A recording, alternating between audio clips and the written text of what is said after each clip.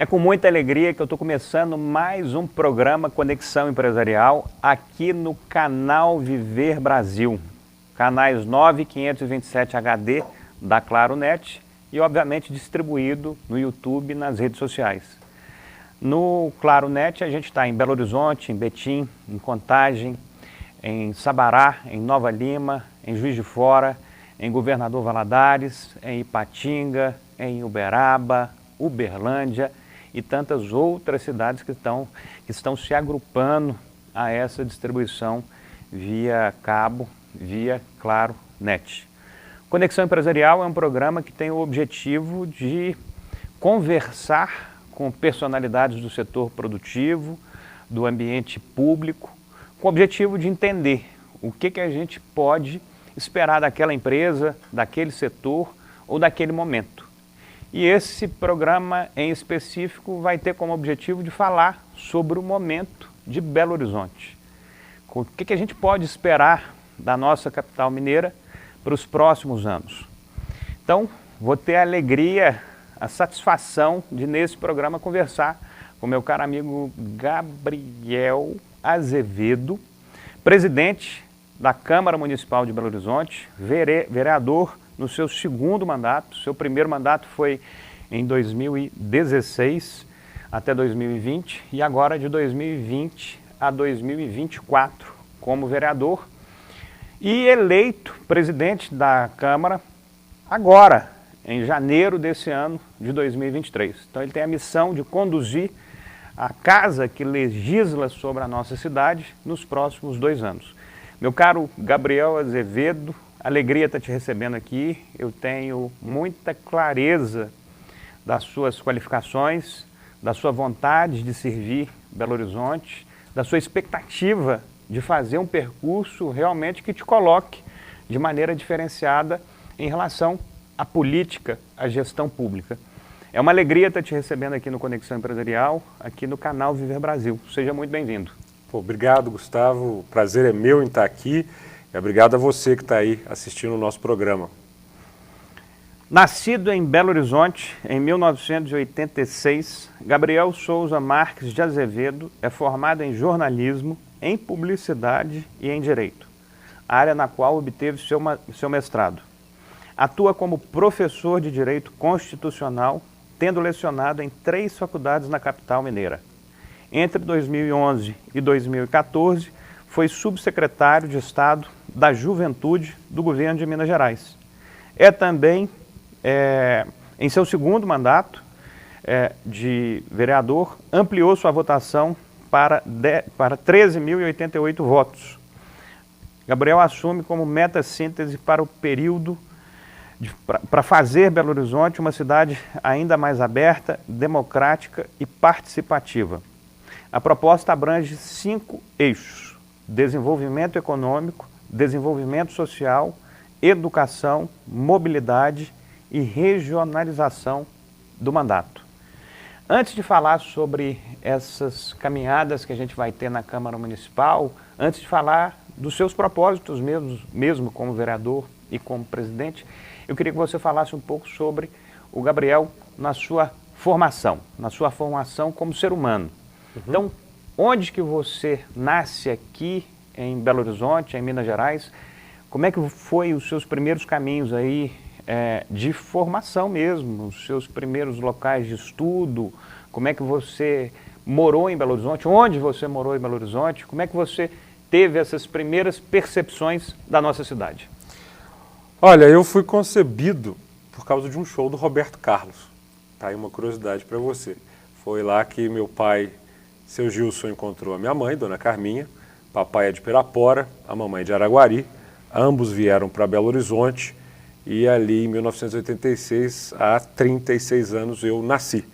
E a minha primeira morada foi no edifício Topázio, Tupis 207. Morei os primeiros anos ali bem no centro da capital e fiz uma grande mudança para o prédio ao lado, quando eu tinha uns 4, 5 anos, que é o edifício Senhora de Fátima, na esquina de Tupis com o Rio de Janeiro. Então, da minha janela, Obelisco, Praça 7, Acaiaca, Serra do Curral, Sulacap, Sul América, Avenida Afonso Pena. Igreja São José. Tudo, o Despertador. né? Porque os sinos tocam 6h50 para a missa das 7 e 7h50 para a missa das 8. Oportunidades, mas eu já acordo antes disso, porque estudei no Instituto de Educação, então ia caminhando ali, Tupis, Afonso Pena, estudava e voltava, e depois tive a honra de ser aluno do Colégio Militar de Belo Horizonte. Pegava ali o ônibus na Praça 7, a Avenida Antônio Carlos, bairro São Francisco, estudava e voltava. Então essa foi a minha formação, muito no centro da capital. Geralmente as pessoas são criadas mais nos bairros, eu não, nasci como alguns chamam até hoje na cidade. E viver aquilo tudo, aquele burburinho, talvez tenha muito a ver com a minha formação, com a minha personalidade. Você tem irmãos? Tenho. Como é que é? O primeiro casamento do meu pai são 2 irmãos e a irmã do segundo casamento é a Júlia. É uma menina, uma mulher linda, que é comissária de bordo de uma companhia aérea.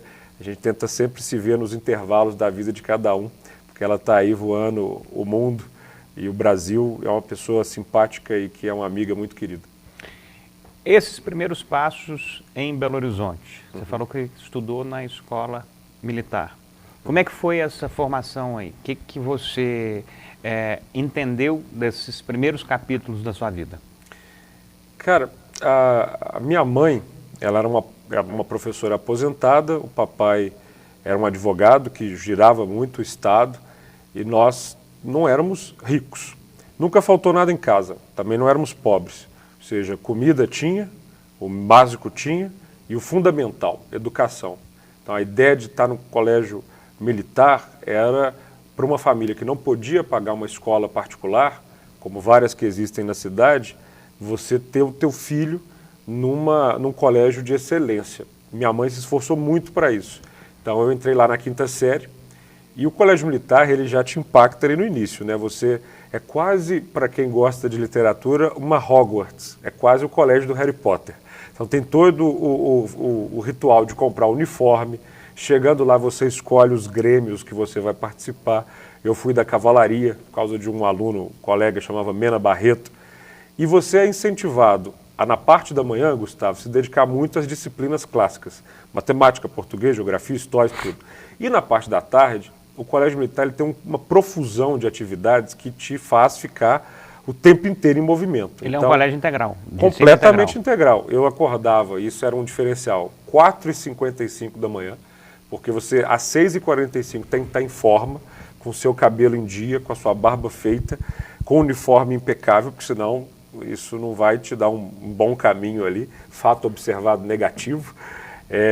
6h30 você está em forma no pátio, às 6h45 você está na sala de aula e às 6h55 cada semana um aluno apresenta a turma para o professor. Aluno 734, Gabriel Souza, apresentando a turma pronta para a aula. E isso te dá disciplina. Apesar desse jeito aqui com a barbinha, o cabelo meio bagunçado, sou um sujeito que guarda na alma uma disciplina muito profunda que eu aprendi no colégio militar. A regra do Exército Brasileiro é hierarquia e disciplina. O segundo eu aprendi muito bem. A hierarquia já era algo que eu tinha ali certa incapacidade de lidar. Eu me lembro no 3º ano, eu já era presidente do clube de teatro, adorava teatro, peça, encenação, escrevia as peças. Fiz uma peça para Caçoar do Comandante. E todos os alunos sacaram, riram muito. E ele não tinha como punir, porque era exatamente uma peça de fazer um pouco de graça com o comandante, mas não tinha como provar. Mas eu sempre estava dentro do regimento. Ou seja, o uniforme estava impecável, mas era um aluno assim que alguns militares lembram, dava um pouquinho de trabalho pela insubordinação. Porque eu nunca gostei da ideia de que você tem que obedecer alguém por obedecer. Mérito, liderança não é uma coisa que a patente normalmente dá por obrigação. Então, sempre tive muito respeito por gente qualificada, que tem capacidade de levar as pessoas adiante, mas obedecer por obedecer, não. Tá claro. E isso nota-se, inclusive, no seu próprio modo de comportamento, que é muito disciplinado, muito correto, mas também tem essa conduta mais... Porque a própria política, e eu acho que tem um pouco a ver com isso, assim, quando eu cheguei no 3º ano do Colégio Militar, você estava ali, olha, vou para a AMAN, que é a Academia Militar das Agulhas Negras. Fiz ali com a turma, mas eu sabia que a carreira militar não ia ser uma vocação, não porque eu não seria disciplinado, mas é porque eu acho que essa coisa, você seguir todo um procedimento, e vai, e tenente, e capitão, major, tenente-coronel, coronel, sabe? Não, a vida ela tem percalços que você pode e atalhos que você pode percorrer. Você chegou a pensar em seguir uma carreira militar, por exemplo? Sim, sobretudo queria ser um general, porque eu sempre me encantei com uma coisa no Exército Brasileiro, a questão da defesa territorial, sobretudo na Amazônia. As tropas brasileiras, inclusive, ficam muito direcionadas aqui no Sudeste e eu tenho uma admiração profunda pelo que o Exército Brasileiro faz na região Norte. E eu acho que a Amazônia, para nós que estamos aqui numa grande cidade, na região Sudeste, ainda é uma parte que fornece incorretamente as riquezas para o Brasil. Então a gente tem ali uma espécie de exploração negativa, madeireira, minerária, apenas quando você tem ali um grande potencial de ciência, tecnologia, turismo, e eu acho que o Exército Brasileiro faz uma coisa que é fundamental lá, que é a proteção. Então eu sempre admitei, eu queria fazer isso, você imagina. Vou aproveitar um pouco e falar sobre essa questão. A gente está em um momento extremamente complicado, complexo da vida pública brasileira e muito vinculado a essas questões, inclusive, de exército, do civil, como é que isso vai se resolver e tal. Por exemplo, sem entrar nessa questão do Brasil hoje, mas falando um pouco da sua formação, dessa expectativa de seguir a carreira ou não e a decisão de seguir outro caminho.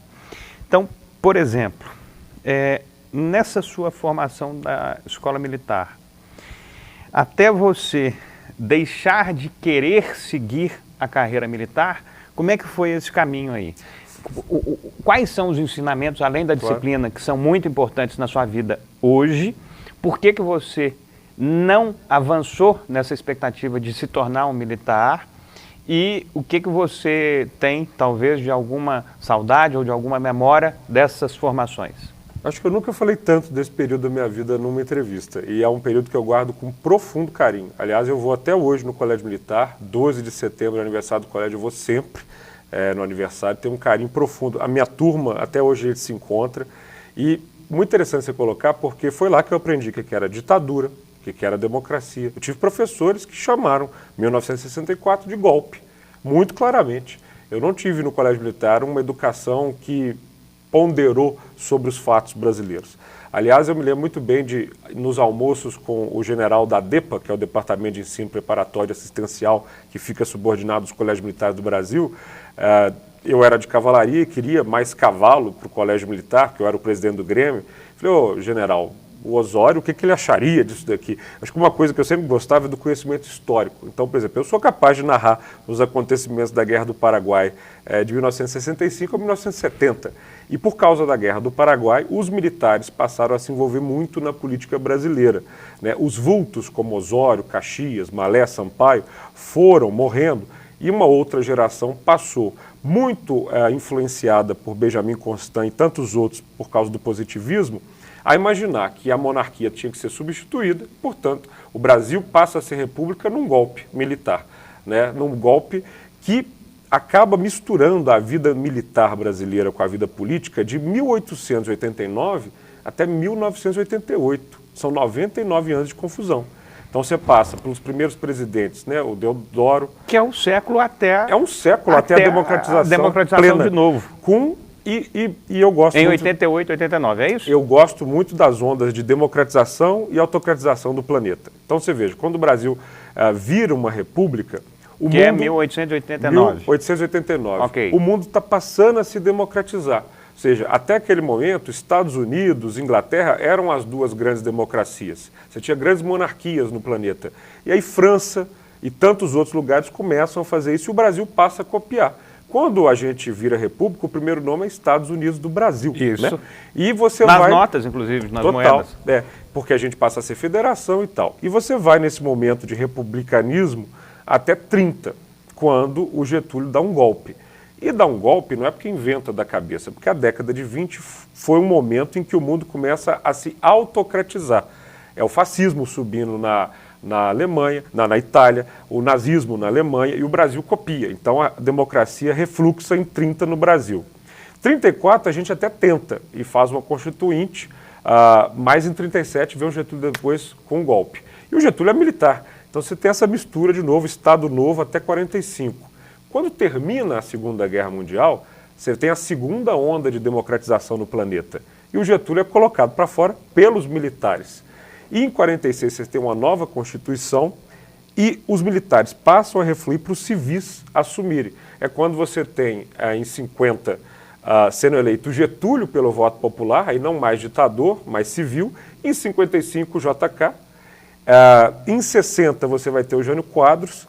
E na hora que o mundo mergulha de novo numa fase de autocratização, que é a Guerra Fria, os países acabam virando marionetes para Estados Unidos e União Soviética. E o Brasil mergulha de novo numa ditadura, de novo os militares, muito por uma influência dos Estados Unidos que querem fazer do continente americano uma barreira contra a União Soviética, né? Mas os militares usam essa desculpa, mas em 65, quando a gente ia ter a eleição, não tinha comunista disputando, não. Ia ser o JK e o Carlos Lacerda. E, aliás, uma eleição linda que o Brasil não teve, infelizmente. Ao longo da Guerra Fria, a ditadura se mantém e quando cai ali nos anos 80, começa a cair a União Soviética, o mundo vai se abrindo de novo, os militares deixam o poder no momento maravilhoso da nossa história e há uma democratização conduzida por civis, Tancredo, Ulisses, e a gente tem uma Constituição de 88 que garante, portanto, até os anos atuais, uma democracia que só avança. Mas o mundo também, nessa última década, passa a viver a terceira onda de autocratização. Essa onda joga o Brasil também num movimento muito complicado. O que nós estamos vendo aqui de invasão de Congresso e de, infelizmente, uma participação que eu considero completamente exacerbada dos militares na política, em qualquer democracia do planeta isso não é normal, isso tem a ver com o que está acontecendo no planeta, muito pelas mídias sociais. Mesmo fator que gerou o que nós estamos vendo aqui é a raiz do Brexit, do Donald Trump, é uma confusão de mídias sociais, de um movimento antipolítica, anti-instituições, e que acaba fazendo as pessoas ficarem na porta do quartel pedindo para os militares intervirem. Isso não faz nenhum... Assim, e para quem estuda a história toda brasileira, todas as vezes que os militares interviram, não foi bom, sabe? Assim, sobretudo a ditadura militar propriamente dita, quando o assunto é urbano, quando o assunto é cidade, Belo Horizonte até os anos 60 era uma. Na hora que a ditadura entra, o trânsito vira uma calamidade, porque o transporte coletivo é deixado de lado e copia-se o modelo americano de carro. A pobreza só aumenta, porque a política social é varrer pobre para a beirada da cidade. Ah, não tinha isso, não tinha aquilo. Pera, você não via, né? Porque também não tinha jornalismo e liberdade de imprensa. Essa história toda que a gente está falando, e eu agradeço por essa aula de Desculpa, história. Desculpa, entramos numa coisa e tal. Mas eu acho que foi ótimo até pelo momento que a gente está vivendo. E aí a gente, enfim, a gente vem até o ano de 85, quando o Sarney assume, é isso? E o Sarney vai até 89, e a Constituição é feita em 88. E aí o Collor já entra em 89, 90. Você tem um processo em 82 de eleição de governadores. Tancredo, Montoro, e começa um processo de movimento conhecido como a campanha das diretas já. Isso. E a ideia era uma emenda do Dan de Oliveira, que era um deputado, para que as pessoas pudessem votar diretamente para presidente. Essa emenda é derrotada e, portanto, o Congresso vota indiretamente no candidato. O candidato que ganha é Tancredo, né, tendo como vice o Sarney.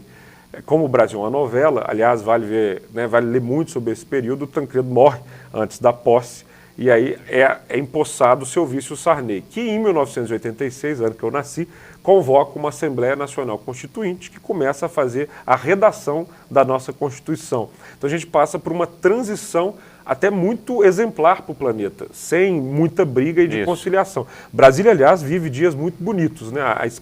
A escrita da Constituição ela é muito bacana. E a Constituição do Brasil, eu, professor de Direito Constitucional, geralmente criticada, é criticada por quem não conhece, porque só tem pouquinhas coisas nela que você não muda. O resto você pode mudar com o jeito certo. E ela eu acho que é exemplar para várias outras nações, tanto que é copiada. Nesse processo aí, eu acho que também o Brasil teve várias evoluções. Eu acho que a política também, querendo ou não, evoluiu nesse tempo, por mais que ela seja criticada, seja debatida. Eu acho que a gente teve evoluções muito importantes. Os anos 90 foram incríveis para o Brasil. Muito importantes. Nesse processo aí, na sua formação aí, na sua decisão, então, de não seguir a carreira militar e seguir outros caminhos. Sim. Como é que você escolhe se formar em Direito, jornalismo e propaganda? Propaganda foi a primeira escolha porque, ainda no colégio militar, eu gostava muito de ser criativo. Ou seja, de inventar as coisas, inventar narrativas, inventar... Por exemplo, a gente não tinha ainda Facebook, não tinha ainda mídias sociais. Mas eu fazia uma atividade com o Grêmio e no dia seguinte já estava o mural com as fotos do evento na cantina, para todo mundo ver.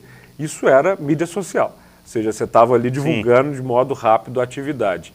Sempre estava lá no palanque a discursar, sempre estava fazendo campanha e tal, e eu gostava dessa ideia da estratégia, da comunicação, eu sempre achei isso muito importante. Falei, não, vou nessa de publicidade, porque eu acho que está vindo essa coisa nova aí, a tal da internet, e a gente vai ter uma oportunidade para, como as coisas eram feitas, serem feitas de um jeito diferente. E é verdade. Bom, 2005, então, começa a publicidade na PUC Minas. Direito, meu pai era advogado, e falava assim, olha, esse negócio desse curso de publicidade não dá nada para ninguém, não. Eu falei, olha, não vai me custar fazer direito. E ele era muito amigo do Willy Duarte Costa, que era o então diretor da faculdade Milton Campos, e lá vou eu para Milton Campos. Então fazia publicidade de manhã e direito à noite. E passei a trabalhar à tarde, então, e com o meu salário eu custeava as duas faculdades. Era um dia cheio, né? Porque você acorda cedo, pega o ônibus 5401 na Amazonas, vai para a PUC no Coração Eucarístico. Pega ônibus depois e volta. Almoça em casa, vai para trabalhar. E depois pega o 2104 ali na Colombo. E sobe lá para Milton Campos, em Nova Lima. E desce tarde da noite. Era um dia cansativo. E essa coisa de eu defender tanto ônibus e mobilidade na cidade é porque eu sofri muito. Sim. Eu sei que é ficar parado no lugar certo da calçada para você não ir em pé. Sabe? A mobilidade em cidade é um problema grave e eu vivenciei. Então, foi isso. Eu escolhi publicidade, direito, e eu estava certo sobre essa coisa da internet, porque rapidamente conectei a mídia social com a estratégia política, sempre gostei muito de política e tal, mas passei a entrar na vida partidária, talvez com o tom que a vida pública brasileira ganhou no escândalo do Mensalão. Eu estava ali com 19, fazendo quase 20 anos, e aquilo saltou muito na imprensa, né? E todo mundo começou a acompanhar. Falei, poxa, eu tenho que fazer alguma coisa. E alguém me disse assim, você tem que entrar para um partido. Falei, puxa, mas aí você vai ver a fauna partidária brasileira. E eu tinha, assim, e tenho muito apreço por Fernando Henrique Cardoso. Acho que é um dos grandes políticos que esse país teve.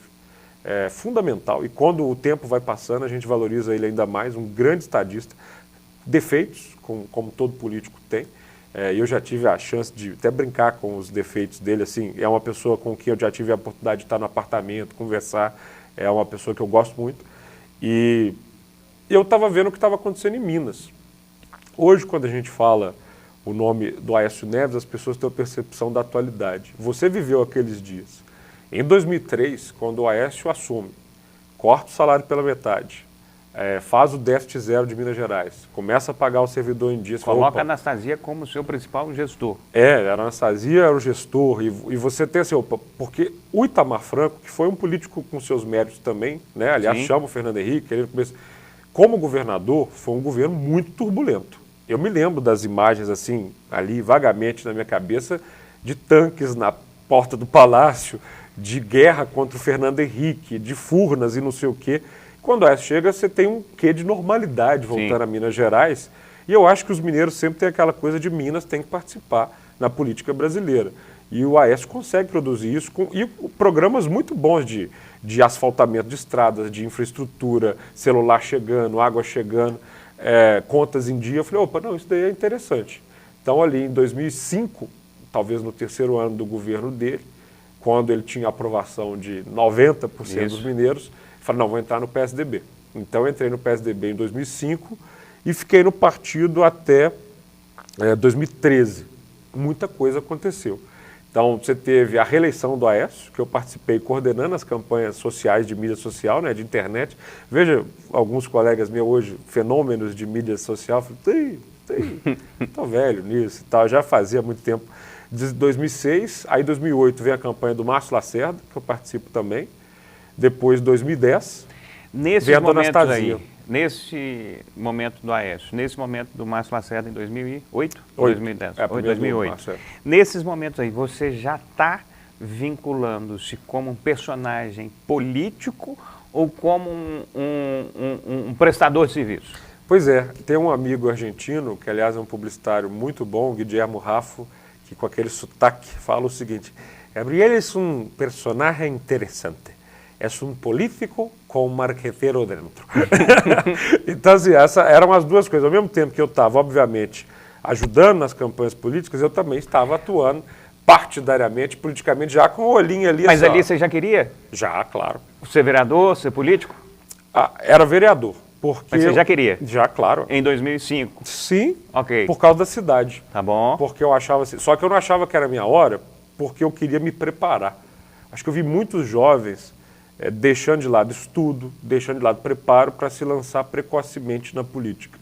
E eu dou essa dica, até em 2017, diante de todas as dificuldades que eu vivenciei, por ter entrado na política e na vida pública sem ser filho de ninguém, sem ter exatamente um padrinho ali meio no cotovelo, eu errei muito. Eu acho que a coleção dos meus erros, que eu admito com muito gosto, é um bom ensinamento. E por isso eu até abri uma escola para preparar candidatos em 2017 e treinei milhares de alunos no Brasil inteiro para as eleições, muito pelos erros que eu fui vivenciando.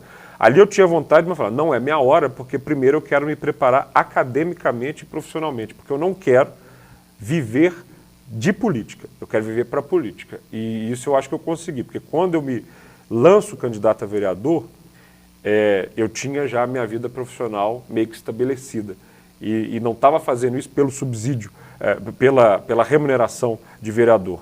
Que, inclusive, quando eu entrei, falava, era um absurdo, acho que tinha que ser de graça. E hoje eu tenho uma visão muito diferente. Não pode. Porque é uma visão aristocrática que eu tinha. Ou seja, então só vai poder exercer um cargo público quem tem aquelas dinheiro. Pessoas que têm o dinheiro e a condição. Não. Eu acho que a função bem exercida tem que ser remunerada, primeiro porque todos numa democracia têm que ter o direito de exercer a função pública e até porque você evita a corrupção. Porque se a pessoa está ali, né, e não tem exatamente a sua remuneração, há uma porta de entrada para a corrupção. Então, por exemplo, um dos erros eu acho que eu tive ali naquele começo é aquela coisa que até alguns mantêm até hoje. Político não pode ter isso, não pode ter aquilo, não pode ter o que, não sei o que. E não, a vida pública bem exercida, ela merece a remuneração. Afinal de contas, um vereador de Belo Horizonte fiscaliza um orçamento de 15 bilhões de reais, sabe? E dentre as outras várias funções. Então, eu acho que tem que ter uma remuneração, sim. E ali no início, portanto, eu entro no PSDB e fico até 2013, quando eu falo assim, dá não. Porque a vida partidária também tem seus percalços que são muito complexos. Nós estamos chegando na finalização desse primeiro bloco e eu acho que já deu para ter uma percepção mais próxima, mais profunda sobre a sua pessoa, sobre a sua formação como cidadão aí de Belo Horizonte, como um profissional de áreas distintas. Eu queria que você encerrasse esse bloco, então, falando sobre a questão da sua formação, da sua vida como cidadão belo-horizontino, como empreendedor, nas suas visões particulares. Tá. Como é que, então, é o Gabriel nessa área? Por mais que você hoje seja um político, como é que você se formou aí como empreendedor? Como é que você se apresenta nesse capítulo? Bom, então, eu acho que a minha primeira atividade... Até porque você nunca deixou isso em nenhum momento obscuro, pelo contrário, Não, sempre sou um deixou cara isso muito explícito. super aberto. Eu sou um sujeito que vive, então, no centro, porque não consigo viver em outro lugar nessa cidade. Gosto muito de viver ali, num edifício modernista, no último andar. Inclusive, era o mesmo prédio que eu fui criado e mudei de apartamento, fui para o último andar, com a mesma vista, com a mesma igreja, e quero morar ali sempre, porque eu gosto muito. Muito embora minha pátria são os meus sapatos, adoro morar ali e conhecer o mundo. Sou um cara que tem o privilégio de conhecer já 92 nações e quero que esse número aumente. Muitas cidades pelo planeta e isso é a minha grande sala de aula. 92? 92, No próximo a gente fala disso. Já viajei bastante. E isso ensina muito a gente. Continuo estudando, não quero parar nunca. Atualmente estou tendo a alegria de ser mestrando pela London School of Economics.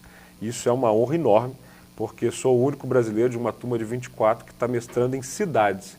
Então é um tema que eu amo, é o melhor curso do planeta sobre isso e vou ser mestre em cidades agora em 2023. Como empreendedor, tive a minha empresa de comunicação e ainda tenho, então presto muito serviço nesse sentido. Me tornei uma coisa que eu tenho muita alegria de ser, que é professor. Então, né, professor de Direito, Teoria Geral do Estado, Direito Constitucional. Passei a ser acionista de uma empresa que é a Jus Brasil, que tem a ver com tecnologia e direito. É uma grande atividade. Trabalhei mais nela, mas com a vida pública ficando mais intensa, eu tive que só ser acionista mesmo. Tive a alegria de criar um empreendimento com um sócio, um irmão, que é o Léo Paixão, abri meu bar de jazz, nosso bar de jazz, ali na Afonso Pena, no Automóvel Clube. Estou sempre que posso lá, quinta, sexta e sábado. O senhor já foi meu cliente, eu acho que fui um bom garçom, te ofereci um bom coquetel. E permanecerei sendo. É isso aí. E outras atividades que sempre que eu vou achando assim, porque, insisto, não dá para viver de política. Tenho meus 36 anos, gosto demais da gastronomia mineira, então eu sou um glutão, vou em tudo quanto é restaurante, bar. Ainda bem que eu pedalo, porque senão eu seria ainda um pouco mais gordinho. Estou tentando perder uns quilos, inclusive. Sou um amante da vida, amo mesmo estar com meus amigos. Gosto de festa, não escondo de ninguém. Sou um sujeito que gosta de viver, de divertir, de dar risada. Não sou sisudo.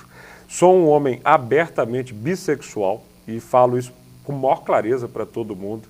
A bissexualidade ainda é uma sexualidade que deixa as pessoas meio assim, e sim, eu sinto atração por mulheres, sinto atração por homens, já namorei 5 mulheres, já namorei um homem, estou solteiro e aproveitando a vida com todo